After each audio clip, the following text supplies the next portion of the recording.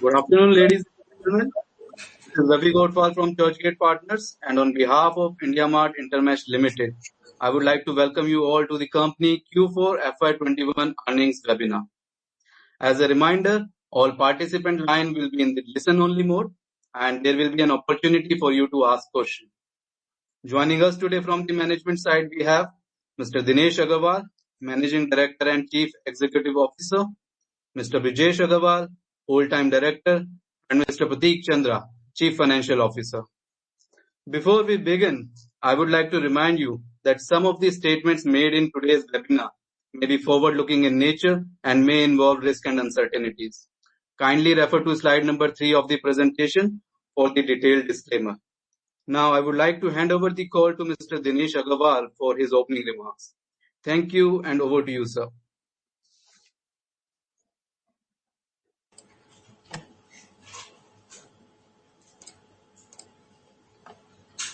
Good afternoon, everybody, and welcome to IndiaMart's Q4 FY21 result conference. I hope you and your loved ones are staying safe amidst this going second wave of the pandemic. We have already circulated our earnings presentation, which is available on our website as well as stock exchange website. I am sure you would have gone through the presentation, and I would be happy to take any questions afterwards.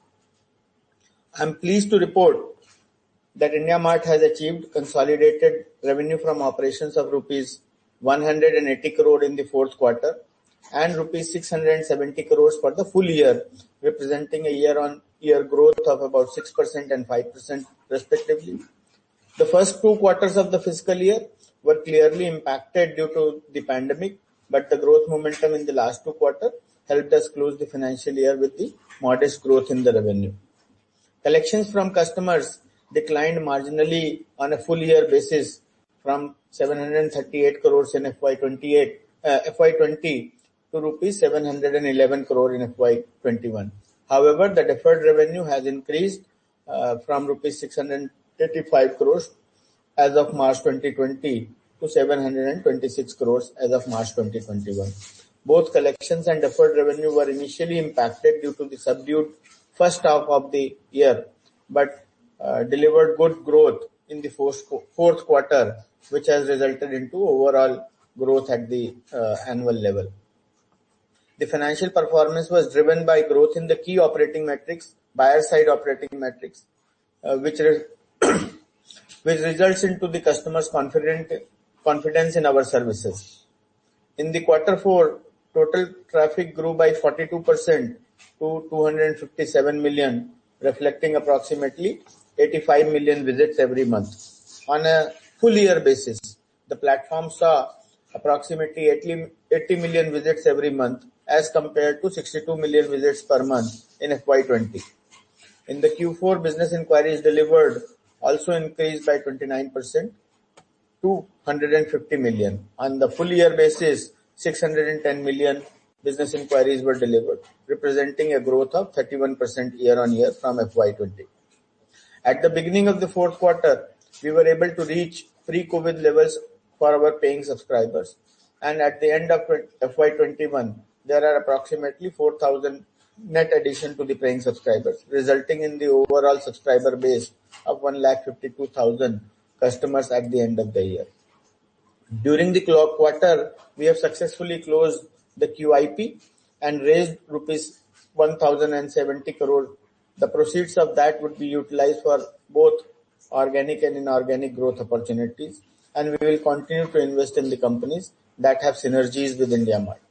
In line with the same objective, we have recently invested in 3 companies, 11% stake in Legistify.com for rupees 1.2 crores, and Legistify offers a great product called Registrack, which is a SaaS-based tool that allows enterprises to manage their legal workflows and track the legal cases around them.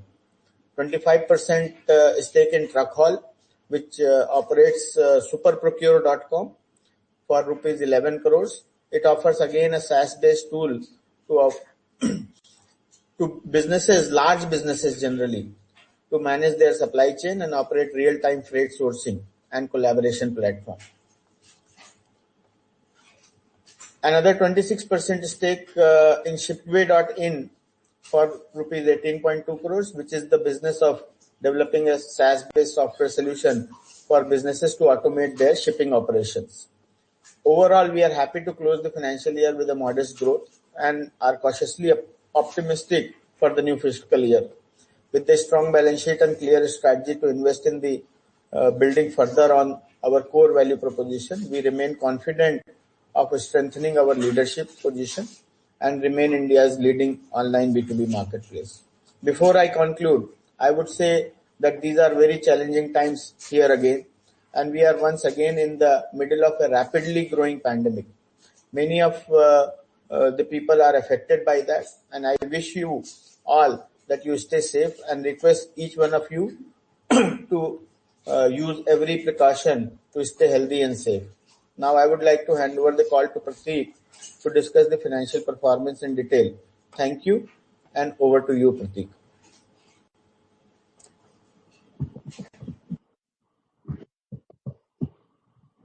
Thank you, Dinesh, and good afternoon, everyone.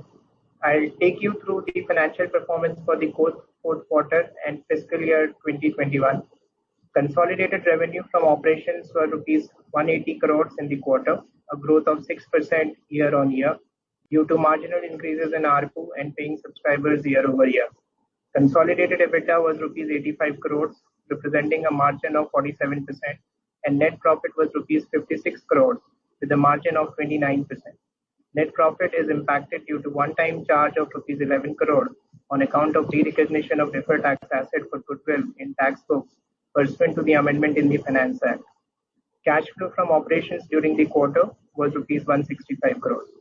On a full year basis, consolidated revenue from operations stood at rupees 670 crores with EBITDA of rupees 328 crores, representing a margin of 49%. Net profit for the year was rupees 280 crores and cash flow from operations during the year was rupees 323 crores. Board of Directors have recommended a final dividend of rupees 15 per share for fiscal 21, subject to approval from the shareholders. During the fourth quarter, we have successfully completed QIP issue of rupees 1,070 crores, and the proceeds will be utilized for company's future growth and expansion. And consequently, the cash and investments balance stood at rupees 2,365 crores as on 31st March 2021. Thank you very much. We are now ready to take any questions. Thank you, Prateek. We will now begin the Q&A session. Please allow camera and microphone access if you wish to ask a question and use the raise hand option.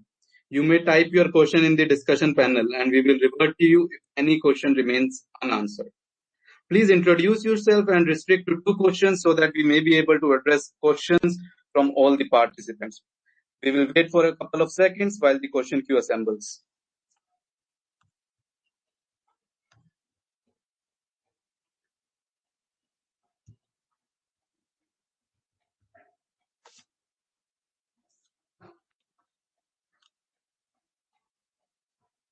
First question is from the line of Amit Jeswani. Please go ahead with your question. Hi, Dinesh. Congratulations on a good collection number. So my first question is, today we are at 700 crores of revenues. Am I audible, right? Yes, Amit, you are audible. So Dinesh, we are at 700 crores of revenues today. Where do we expect ourselves to be in the next 5, 7, 10 years? The opportunity size that you have is massive. You've got 8 crore website visitors a month. And our collections are 700 crores. And we are delivering basically 5 crores RFQs per month. That means per RFQ in a year, we're just charging 10, 12 rupees. How do you, sir, expect yourself on India Mart to hyper scale for the next 5, 7, 10 years?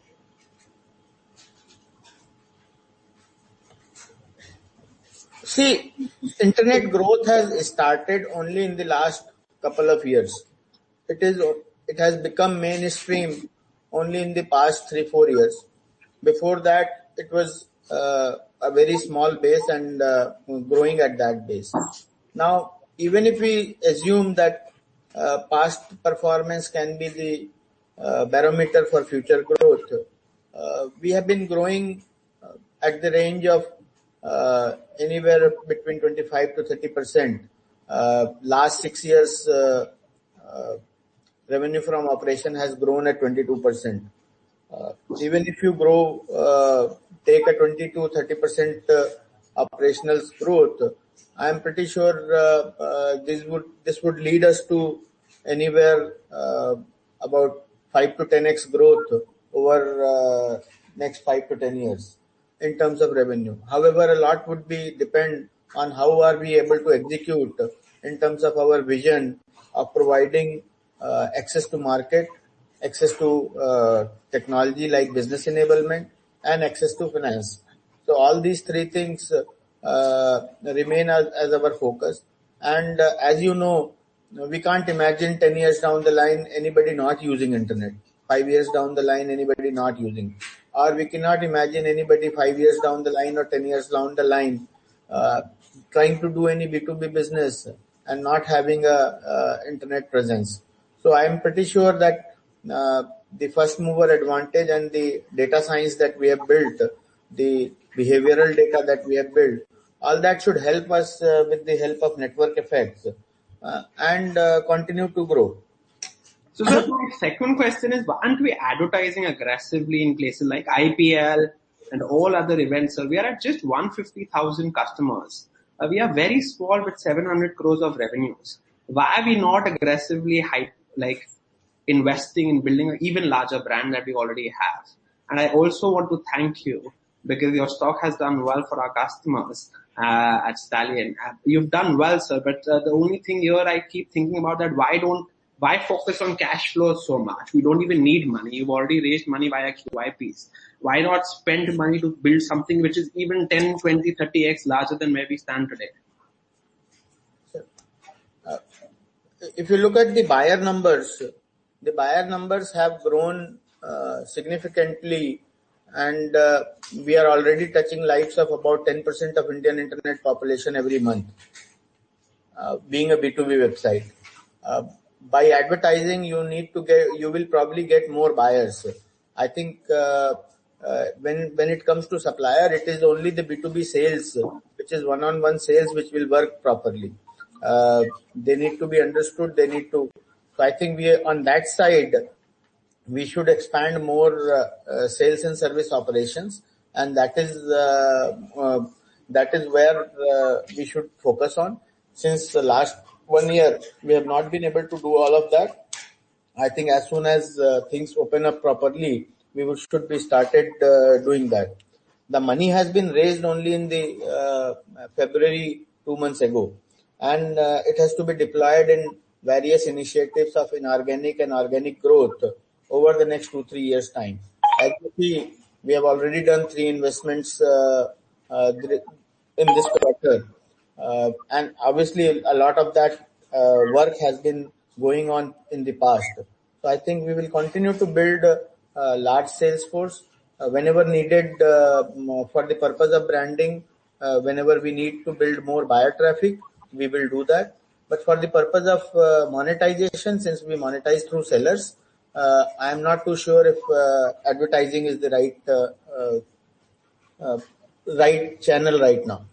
So, sir, your new verticals like finance you speak about, or you speak about other new areas like payment gateways or whatever. So what size do you think, since you already have a very large customer base, what size of the revenue like that new vertical should become in the next few years? Like that is where I want to be. Because you have a platform, now we have to get into newer places like taxes and all other places. So how do you see that journey, and how much are we investing there? Or are we going to do it via the startup route? We keep buying startups, small stakes, and then trying to integrate on our platform. Yes, you are right. I think most of that would happen. So some of that is happening organically within our company. So for example, we have our own payment gateway. We have seen that the need of the payment gateway has fallen over the period of time because UPI has become a great P2P payment provider. But as you can see, Vyapar has done very well by way of our investment. Our internal CRM and lead manager has been doing very well, but it's not a monetization product. It is only increasing the ARPU of our customers. over a period of time, which you can see ARPU has increased over the last 2-3 years. And we will continue to invest in smaller companies, smaller or bigger, any size of the companies, and integrate them as we understand them better, as we nurture them better. In terms of size, I think it is too early for us to peg any size as of now. But over the period of time, I am pretty sure if we do many of these things, some of them might fail, but some of them might succeed as well. Thank you, Dinesh ji. I look forward. So one last question. So you keep speaking about the 4,000 to 5,000 customer addition number per quarter. What do you think we'll have to do if we want to accelerate this number? And why are we not using that strategy to go from, let's say, 150,000 customers to 4 or 5 lakh customers, probably at a lower ARPU, and then slowly, once they get used to the platform, increase the ARPU? What is stopping us doing that? Yeah, so we have done one step on that. We have reduced the entry level fee. So earlier we used to sell only annual packages. About 5 years ago, we decided to offer a monthly package with 5,000 rupees upfront charges and 2,000 rupees monthly. Now we have dropped the 5,000 rupees setup fee, and now there is only a monthly fee which is there, which is going to help us definitely sign up more customers. But at the same time, a lot of trial customers do come in, and these SMEs, especially in the last 3-4 years, ever since demonetization, GST, and pandemic has happened, they themselves are going through a lot of churn, and that is where keeping pace with the net customer addition has been difficult. As you see, last year we had to drop almost 15,000 customers in the first quarter, and then slowly we recovered from there. We were on the path of good recovery. Then again, the second wave has struck. So I think when all of this settle down well, I'm pretty sure the platform is useful enough for people to realize and pay for it. In terms of the existing customer, they continue to pay higher and higher, as can be seen in the ARPU per customer. I wish you all the luck, Dinesh ji. Thank you so much. Thank you. Thank you. Next question is from the line of Anmol Garg, Motilal Oswal. Please go ahead. Yeah, hi, good afternoon. Thanks for giving me the opportunity to ask the question. So, my first question is that in this particular quarter, we have seen a very high increase in the collections. So, what can be the reason for the same? Are we signing more annual contracts? Have we signed more annual contracts during the quarter? So, this is a common last quarter of the year, especially March. In general, every year has been the bumper in terms of collection. Last year it was not, because the corona-led problems started to happen from the second week of the March. So, but otherwise, last quarter of the year has always been like this. Many of the SMEs and many of the companies, they try to complete their budget before the fiscal year ends. Many of the companies wants to do that, and this is the similar case. I think Info Edge also reports a bumper quarter in the March month. So I don't think there is any unusual activity there. What was your second question? Yeah, thanks, sir. My second question is to Prateek. If you can highlight that why the other income was lower during the quarter. Sure. So, Anmol, other income is essentially a mark-to-market reflection of the investments that we've made. So, as on 31st March, we have 2,365 crores, and this entire money is parked in the liquid investments. So, it's only probably I think a notional element depending upon the market cycle. I'm sure as we go along, it will certainly come back. Okay, sure. And lastly, just one last question from my end is that in terms of the QIP money raised, are we looking for any bigger acquisitions, or our strategy would revolve around tuck-in or smaller acquisitions in next 2-3 years? No, as I have reiterated in the past also, that it will be a combination of all three segments. We will continue to invest behind our own organic growth strategy. One or two items we may want to build internally. Second, we will continue to do these adjacency-led investment, which are very adjacent to IndiaMart, such as Vyapar, such as Shipway, or in the small business segment, or such as Bizome and such as Super Procure or Logistify in the large business segment. At the same time, we would continue to look for a larger ticket size acquisition or investment, which may happen one or two in a year or maximum. I think the way you can expect is maybe one large investment in a year and multiple smaller investments, and apart from the organic growth opportunities that we continue to do. Okay, sure, sir. Thanks a lot. That's it from my end. Thank you. Next question is from the line of Kushagra Bhatta from Old Bridge Capital. Please go ahead with your questions. Hey, thanks for the opportunity. Couple of questions. So I just wanted to pick your thoughts on scalability on volumes front and on the client onboarding and client mining strategy.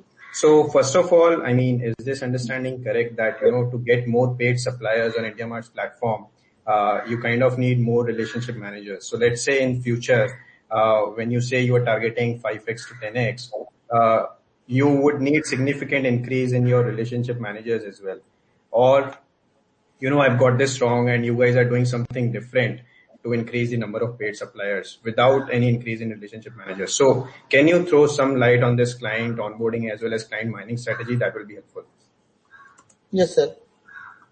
So first, let us look at two sides of it. One is the new client acquisition.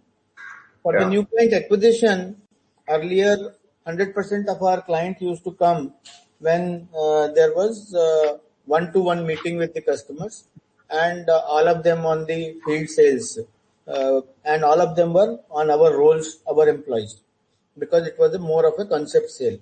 Over the time, two things have happened.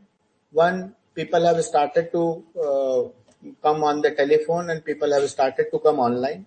Second, we have instead of having our own employees at all the places, we are able to now have channel partners who are able to work with us either on tele mode or on the field sales force mode to acquire the customers. I think we currently about 25% of our sales, new customer acquisition, has already started to come beyond the channels which were there pre-pandemic, which were like by and large our own people and our own sales force. Now, and together in all of those channels, approximately 500 people are already deployed.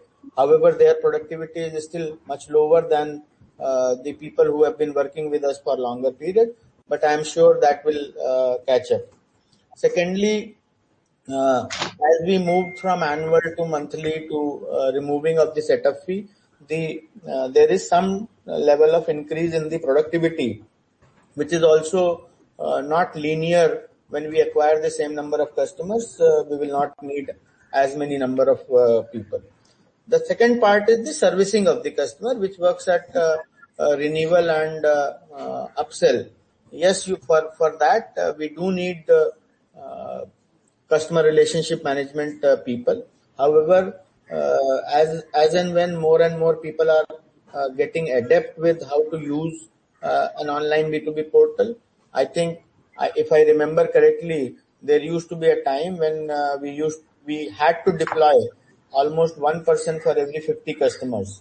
Now we are almost at one person for every 100 customers that we are, because the way multiple automations have resulted over a period of time.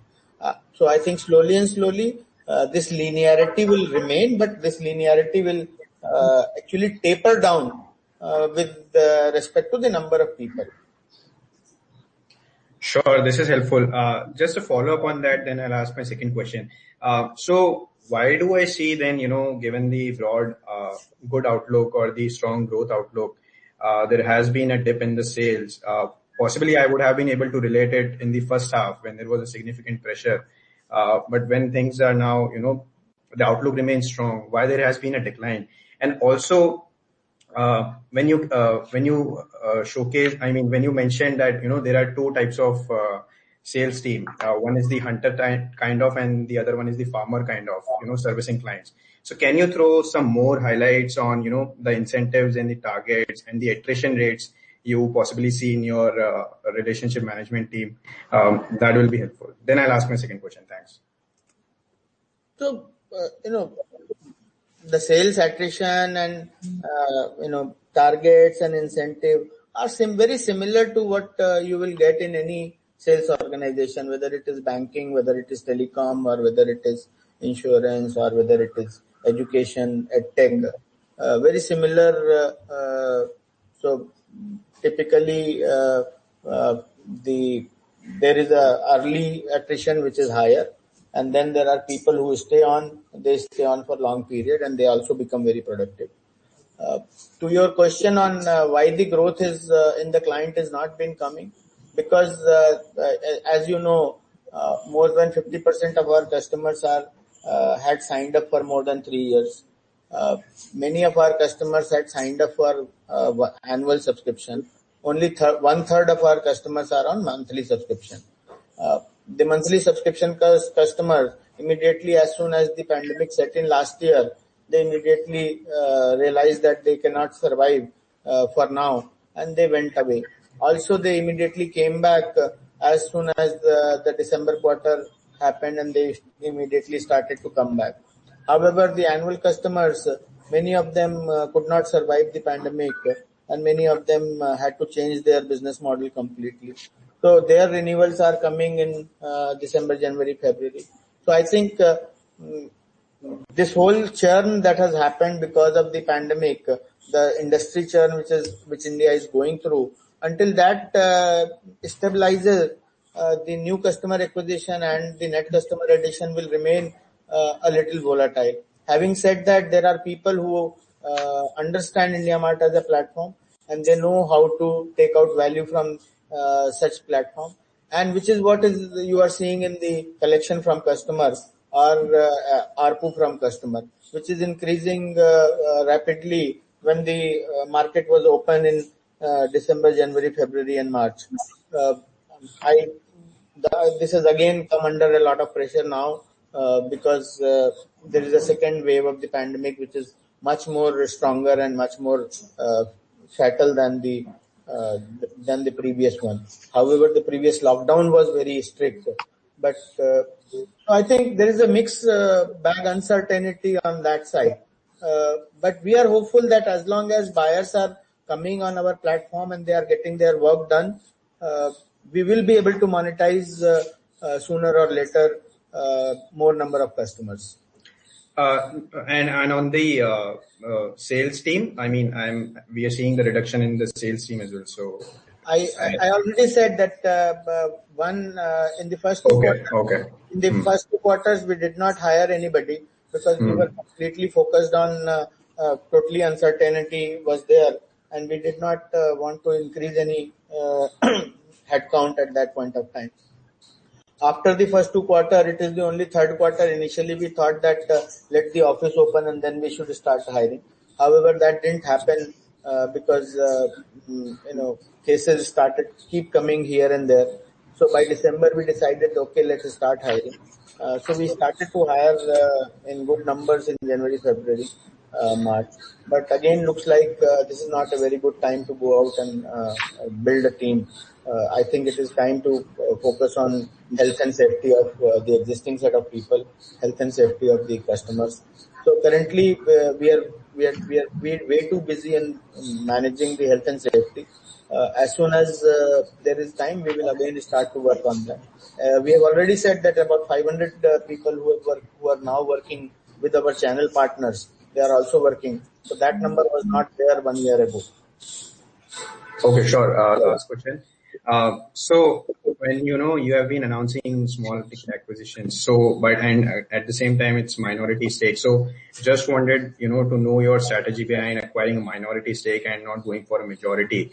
And also if you can give some examples in terms of how these are helping India Mart. I know you mentioned Vyapar in your earlier calls, but let's say how India Mart is targeting in charging these SaaS offerings to their clients, for example, 500 per month or so. And is IndiaMart also setting up a separate sales team for these SaaS offerings? They're too early to say, sir. I think let us first build 5 to 10 such portfolio of such offering, and then we see if we can bundle them together, cross sell them together. And these are as I said, most of the mobile SaaS has started 3 years ago. It is mobile SaaS as a story is just 3 years old story, and I think it is early stage. You will have to invest in that sector, nurture the sector, and then look at bundling, integration, cross selling, anything. So I would say that for the next 1 or 2 years, we'll continue with this strategy, and at the same time we'll keep evaluating how do we bundle, how do we cross sell, how do we lead gen for each other. Sure, thanks. And all the best. I'll get back in the queue. Thanks. Thank you. Ladies and gentlemen, a reminder to all the participants that you may use the raise hand option on your screen if you wish to ask a question.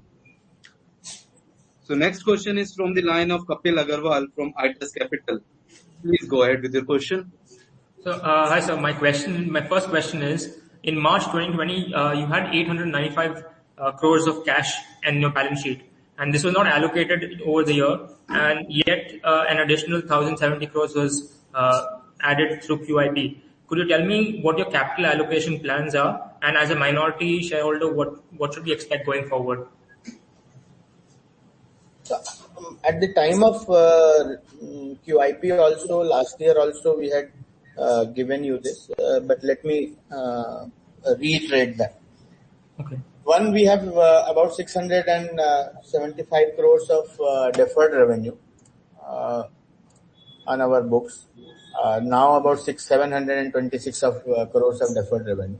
So if we had about 950 or 1,000 crores of total cash, there was 700 crores of deferred revenue. So we had only 300-400 crores of free cash, which was available for us to deploy in any risky item. Now, given the size of our company and scale of our operations and expenses, I think that was not enough, though we had done 3 investments by then.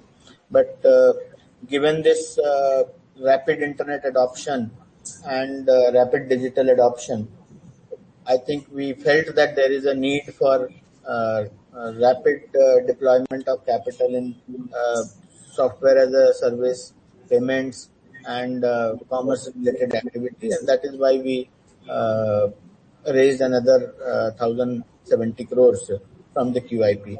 So, from our perspective, as I said, the capital allocation will remain threefold.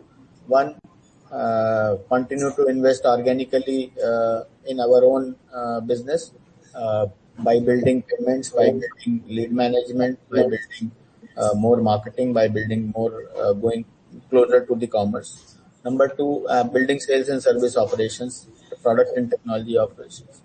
Number 2, we will continue to make investments, significant minority investments in the strategic adjacencies, just like Vyapar or just like Logistify or SuperProcure or Shipway or even Bizom. And third is look for a possible large opportunity where we can acquire or invest a larger amount. So I think the capital allocation will continue to remain threefold. Okay. So my second question is, so every business has an inflection point for growth. I felt that the pandemic last year would have helped your business a lot. But I see the top line growing only at 6%. So what is your take on this? And on a long-term scale, not a short-term scale, where do you see this growing? Sir, there are two kinds of top line. One is the buyer top line. So buyer top line is has grown at 42% on a quarterly basis. So we used to be at 60 million visits per month. Now we are at 250 plus million visits per month, which is not monetizable, but IndiaMart is free for buyers. The second comes is the advertising or sales side, seller monetization. On the seller monetization, again, the top line, what you see is collections from customer and number of customers. On the number of customer side, we had said that we had significant setback in the quarter one, and it took 2 quarters for us to recover from that. And we have grown by 4,000 net addition in the last quarter.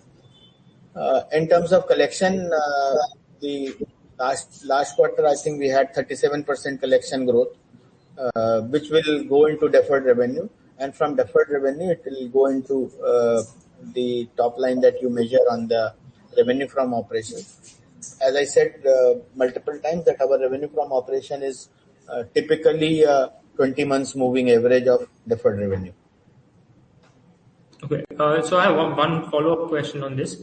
I see even the number of suppliers growth that hasn't grown as much as the paying subscribers have, right? So the paying subscribers haven't grown as much as suppliers have. So I see a bit of concern here because you're not able to, I see that the waning ability to convert the suppliers into paying subscribers. So what is your view on this? So earlier we used to acquire any kind of supplier. Now we have become very stringent in the kind of suppliers that we acquire. There are minimum X number of completion that somebody has to do. One, the mobile number has to be OTP verified. Supplier must have an email which is an OTP verified email. Supplier must have a GST number. So GST number is compulsory. And we take lat long location of the supplier. That is also important. So I think we have become stringent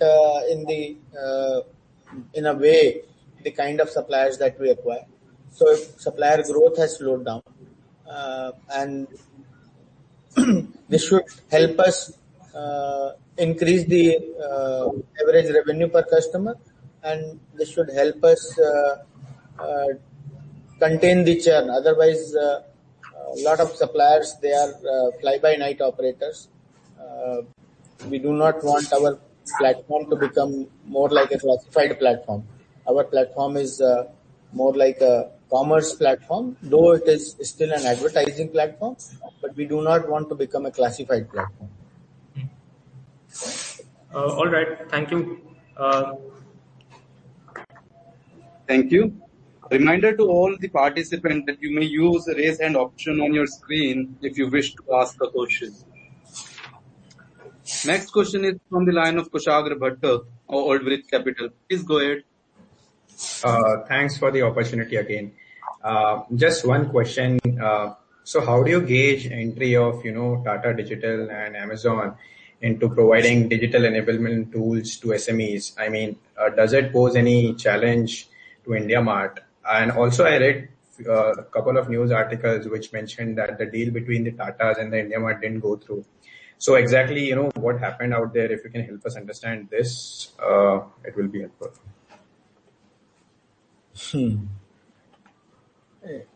I also read in the newspaper.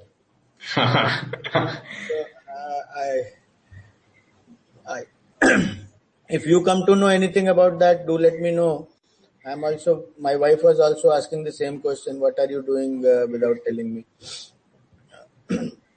On the general thing that how the entry of different people are in the B2B, let us take another question and from Somil Shah. Can you try and draw a picture of the B2B landscape? See, B2B and SME are two very generic words. There can be B2B between the normal dealer distribution supply chain. There can be SME, which is old economy SME. There could be new economy SMEs. There could be service-oriented SMEs. So if you look at the entire B2B and SME market, there are multiple businesses which operate and which say that they are serving some or the other section of the B2B and SME. So for example, there are directory and product catalog like us who help software as a service and who help transaction and who help access to market. There are companies which are purely working on access to finance. There are companies which are purely working in the FMCG sector. So such as Walmart Wholesale, which are Metro Cash and Carry. They are B2B and they are purely in the FMCG category. Then there are certain category and industry specific B2B. So for example, you might have heard companies like Bizongo, Infradark Market, Jetworks, which are in a very different sector. I'm pretty sure when somebody like Tata or when somebody like Amazon and when somebody like Alibaba or IndiaMart, they have definitely have studied a particular sector properly, and their entry will at least bring some more innovative solution and will bring some more people on the ground and will bring some more capital to the industry, and which will in turn help the entire industry grow. In terms of whether it will be advantageous for us or disadvantageous because we are at the leadership of the position, I feel that it will be advantageous for us because currently it is not that the entire market is saturated and we would lose the market share. The market is developing faster than what we can actually chew on. So I think it will actually develop the market bigger, and being a leadership position, we should be able to take better advantage of the innovation or processes that happen in the market if more people come in. Sure, that's great. Thanks. Yeah. Thank you. Next question is from the line of Sanjay Ladha, Concept Investware. Please go ahead. Yeah, hi. My question is that what IndiaMart is doing which is going to be different than its peers to stay more competitive in this field? I think, Puneet, if you can put up the last slide again, yes. So we continue to, first of all, we continue to focus on our discovery part because we believe that within the B2B there is so many categories and so much of work on digitization need to be done. I don't think basic digitization helps there. You need a lot of category domain knowledge. Verticals do not help there because there is not enough buyer and supplier threshold.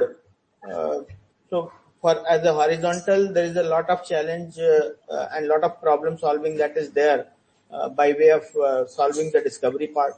We started with simple products, the listing, and today we have products, specification, photos, videos.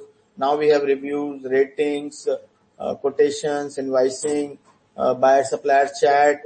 All of that we continue to build. And then I think these light blue color items which are more related to business enablement and commerce, I think we will continue to build partnership and solutions in the area of payment, logistics and tracking. Somebody said that why are we investing in the logistics side? I can see his question on the comment box. Anand Shah. So I think Shipway.in is a very important on that side. If many of our supplier and buyer interact with each other after they have interacted on the platform, and then they want a very good Amazon-like service or very good Shopify-like service or B2C-like service, even for a B2B product tracking. So they would want to utilize a tracking system which Shipway has developed. Also, larger corporations, they want more procurement management system or transport procurement management system is like Super Procure. So I think what we are trying to build is the jigsaw puzzle, slowly building, and I think trying to create an ecosystem and become the operating system for the small business, which is very different than many others are doing. So I think everybody is a very different company, and as I said, the market is too huge and too much evolving right now. It will require multiple companies to help SMEs, to help different industries, and to help different transaction pieces within the B2B and SME segment. Okay, my second question is on where do you see the potential for the future growth? I mean to say, like, if I divide the boundaries, means the geographical areas, into metropolitan cities or the tier 2, tier 3 cities, as per you, where do you see the future potential? Like, we are targeting 5,000 new additions every quarter, and going forward also we think we can grow at that pace. So where do you think that this number growth can be possible for us to come from? So I think if you look at the slide, paying subscription suppliers percentages, the 50% growth will keep on coming from the metro cities only. Currently it is 57%, maybe it can go to 55-50%. And tier 3 cities do mostly contribute towards they are buyers, they are not sellers. So rest of India is only 10-15% in terms of seller base, but very high in the buyer base. So I think tier 1 and tier 2 monetization is the maximum going to happen. Over the time, I guess it will remain 60-40, or it will remain at best it will become 50-50. But 50% growth will continue to come from metro cities. Got it. Thank you. Thank you. Next question is from the line of Amit Chandra, HDFC Securities. Please go ahead. Yeah. So thank you, and thanks for the opportunity. So can you hear me? I'm audible? Yes, Amit, we can hear you. Yeah, sir. So, so my question is related to the churn rate. So, what has been the churn rate, especially in the gold and platinum package, and have we seen any increase in the churn rate, especially in the premium packages over the last 1 year? So I know that there has been increase in churn in the entry packages, because of the pandemic. So because of the like over the last like 1 quarter, like most of the premium packages came for renewal. So what has been the experience there? And also in terms of the paying supplier mix, as you said, around like 2/3 of our paying suppliers are on annual package. So what is the aging there? If you can throw some light there. So like within the annual paying suppliers, how many of them are on the platform for more than 1 year, 3 year, 5 years? So like just wanted to understand the long term stickiness on the platform. Yeah, so in terms of churn, as I have already said, let me give you renewal figures rather than giving you churn figures. So in the platinum customers, we had less than 6% or less than 0.5% monthly churn where the customers left us. However, the renewal of platinum services has deteriorated by 10% ever since the pandemic set in last year. Similarly, for the gold customer, the churn is about 10-12% per annum, about 1% per month. Even there, I think the renewal rates have fallen by 10%. So if earlier 80% of the people used to renew, currently about 70% of the people are renewing. Similarly, now coming to the silver annual, there we used to have a churn rate of about 2% per month, about 25% per annum. There we are definitely seeing about 10% increase in churn. It could be short term because many of the businesses have gone out of favor. So, and now that there is a second wave, it can be even more difficult. In terms of monthly, as I said, there is a higher number of customers joining in and the higher number of customers leaving out, because on one side there is not enough business in the market, on the other side there is not enough survival only on the internet. So I think people are trying the platform. Some of the people finding the platform very useful, and some of the people are leaving the platform. But overall renewal rates have in general gone down by 10%. If they were 80%, they've gone to 70%. If they were 70%, they've gone to 60%, and so on. And sir, also on the aging of the premium suppliers. Yeah. Sorry, I was So out of the total 158,000 customers, 152,000, 52,000 customers. So about 1/3 of the customer are less than 1 year. Between 1 to 3 years, about 30% of the customers are there, and about 40% of the customers are more than 3 years with us. Okay, sir. And sir, on the investments, so I know that we are not planning to step up investments, but do you think that we are adequately invested to fuel around 20% growth for the next few years? And if required, then like what are the areas where we are planning to increase the investments? So is it mostly sales, technology, or like which areas are in the focus in terms of investments, and also in terms of competition with a lot of new competitors coming in? So how do you view the market? Is there a scope for a large player like coming in, and IndiaMART also growing along with them? So is there a scope, enough scope in the market for a dual player? And also your views on the recent launch of this in JD Mart, and have you seen any increased competition from there? As I said earlier, let me first answer your second part of the question. As I said earlier also, that entry of multiple people into different areas of B2B or different areas of SME or different areas of whether transaction or whether discovery or whether financing will only help the ecosystem and only help the market grow. Coming to a specific question about Just Dial entering into this particular space, I think this particular space is driven by network effects.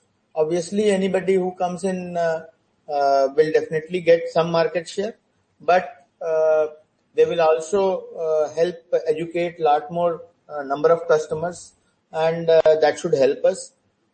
It is very, very early right now for us to see any significant or any even insignificant, not a single customer has come back and told us that we are leaving because of JD Mart or something like that. So I don't think that is any near-term problem. In the longer run, I guess those who execute well, those who have a better network effect or better behavioral data, they will probably prevail. On your second part, which you asked first about the investments that we are making. So first, we will continue to make inorganic investment in the inorganic opportunities. which may not add immediate revenue to our consolidation, but I think they will build the ecosystem around our consolidation. At some point of time, we may find some acquisition or revenue consolidation opportunities there. On the organic side, I think a lot of investment has gone into developing the CRM and buyer profile side. That is paying good returns right now. Our investment in the payment gateway, when it was made, at that point of time, UPI was almost not there. Now UPI is everywhere. So I think the need of that particular payment gateway is reduced only to the trust related item rather than the actual payment processor related item. In terms of other areas, we continue to evaluate what are the other areas that we can look into. A lot of our money would be invested in category development because, as I said, every category need to be understood, domain knowledge need to be built. So category development would be definitely an area of investment. Some of the business enablement software we may want to build internally as well, and we may want to invest and acquire as well. So these are the areas of investment will happen. Whether they will result into only a 20% growth, I don't really like a 20% growth. Historically, we have been more than 25% growth company. There could be 1 year here and there where we are growing lesser than that. But frankly speaking, I prefer a better growth over a longer period of time. So just one last question from my side. I just want one clarification. You mentioned that for being registered as a supplier, you need you need a GST number. So out of these 6.5 million suppliers that are registered on the platform, so how many of them are because in India we have around 12.7 million like GST payers. So these 6.5 million suppliers are all like GST registered, or if you can provide the mix out of the 6.5 million, how many are like GST? We haven't yet provided the exact number of the GST verified customers. We are in the process of doing that. Mm-hmm. We will be able to provide that some point of time. As of now, we have not provided. I will note down your suggestion and maybe try to cover this as part of our annual report. Okay, because in terms of paying suppliers, I am aware that without a GST number, you cannot become a paying supplier. But for a free supplier, almost 99% of our paying supplier are now GST registered, or 98%.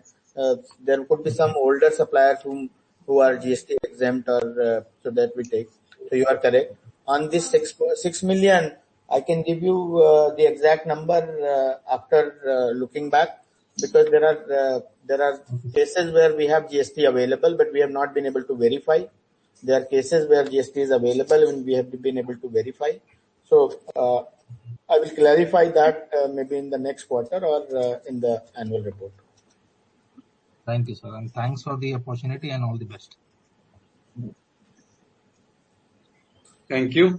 Next question is from the line of Ajay Modi, Piper Serica Advisor. Please go ahead. Hi, Dinesh ji and team. Help me understand this. I am a little confused and I am trying to summarize my thoughts of the last 1 hour call so far. So we are in a building mode where we are trying to do or enable a lot more transaction, enable more of logistics, and ease of doing business with a lot of excellence. But at the same time, if I look at being subscriber as a percentage of total supplier storefronts, it has dropped from 3.1% in FY16 to 2.3% in FY21. Now, if you say that your target is 5,000 additions per quarter, which is about 20,000 subscriber additions per year, and the ARPU remaining at a growth of 2.5%, we are looking at an annual growth of not more than 20%. If you say 25% growth is your aspiration, the annual subscriber base has to be about 28,000 subscribers to 30,000 subscribers. I mean, even if I rule out the last 1 year, which was the struggling phase for most organizations, most SMEs, still the number does not, I mean, what I see is that conversion rate has gone down from 3 to 3.5% kind of conversion to 2.5% kind of conversion. While we are delivering a lot more inquiries, I mean, inquiries have grown at 40%, grown at a very higher rate. But teams like there is low pricing power or adaptivity is still low. That's a brief of my first question. I'll have my second question later. Yeah, so I think you have got it right that adaptability is still low, and adaptability will happen.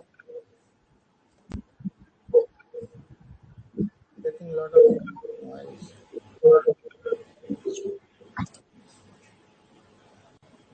The adaptability will happen over the period of time, and as the product evolves, especially in the last 2-3 years, there has not been many different hiccups for the economy, be it demonetization, be it GST, or be it the pandemic. So. And you are correct that the growth formula that we have for 25% is 5% quarter on quarter on the customer addition, and 5 to 10% coming from the ARPU. So you are right that we need to do a net addition of about 30,000 if we want to have our aspiration at 25% or more. Given that the last couple of quarters and last couple of years, we have not been able to do more than 20,000 subscribers per annum. But for example, in the FY19 we did about 22,000, which was high. In FY17 also we did about 24,000. So I think we should be looking at 25 to 30,000 net addition, and as the business and economy stabilizes, I'm pretty sure that our platform can deliver and will deliver value for 25 to 30,000 customers. My second and quick question is that globally there is a model where a lot of internet companies give a free 1 month premium subscription for subscribers to take a look and feel, understand how technology can add value to their business. Have we tried something of that sort? Pardon me, can you repeat that question again? What I'm trying to say is that globally there is a model where a lot of internet companies give 1 month free subscription. So 1 month free for a premium service. And that what that does is basically it gives the subscriber a feel of what they will get, how paying money will add value to them. Have we tried something of that sort?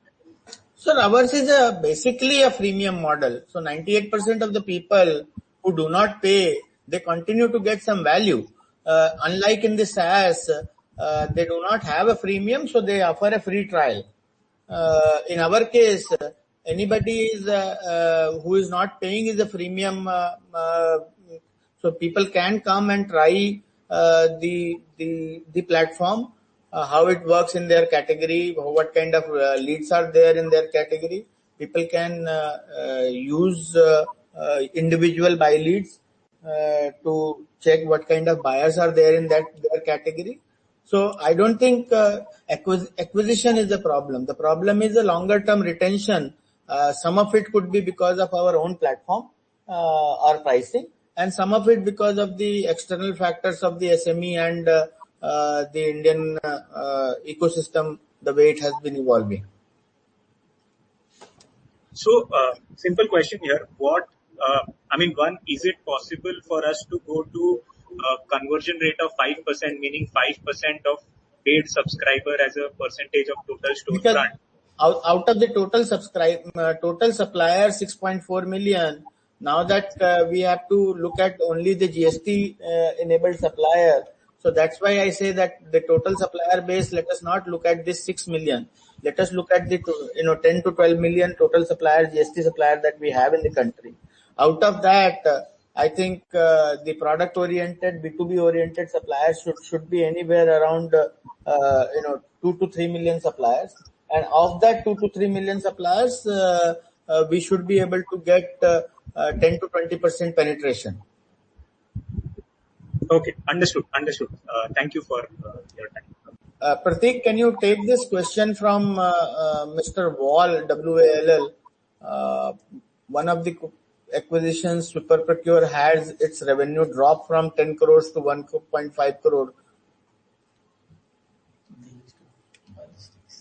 I think there used to be a logistics GMV. So SuperProcure, when it started, they started with a very different model in which we're trying to pretty much provide the logistics services to enterprises, and that's the year in which you see a much higher revenue. However, if you look at on the profitability side, they made losses there. During the course, they've decided to turn to a completely software service provider. And that's why you would see that while the revenue is declined, however, the profitability is somewhat better. Yeah. And also, just to add to your question, this 1.5 crores revenue is FY20 revenue.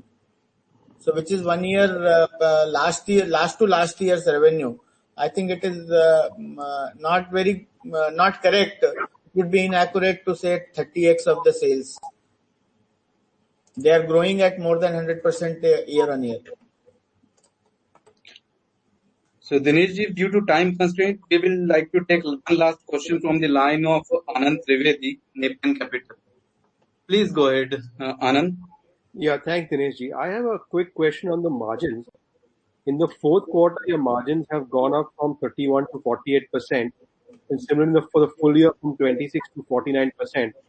Now, from what I can see in the presentation, that's because the manpower cost and the other costs have gone down.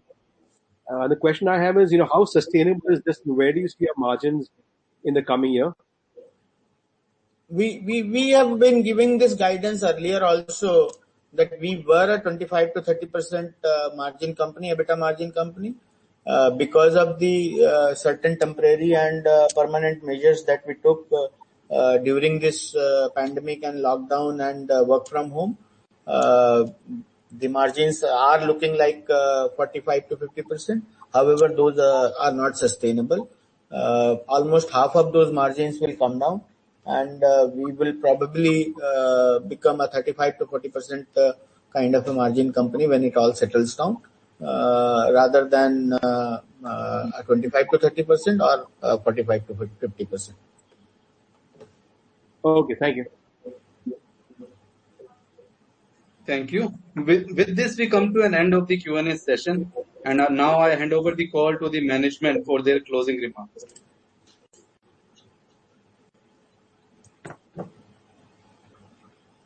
So Dineshji, for your closing remarks, please. Yes, I'm coming. Thank you, ladies and gentlemen, for joining our quarter 4 and full year conference call. In the end, I would like to assure you that we will continue to support and stand by our customers, vendors, and employees in these trying times, and we will emerge out stronger from this crisis. We have tried to address most of your queries in the time available, but if you still have any of the queries, please free to contact our investor relations team, and they would be more than happy to help you on email and on con calls. Thank you very much. Stay safe, take care of your families, and let us pray to God that this pandemic ends soon. Thank you. Thank you, everyone. On behalf of IndiaMart, that concludes this webinar. Thank you.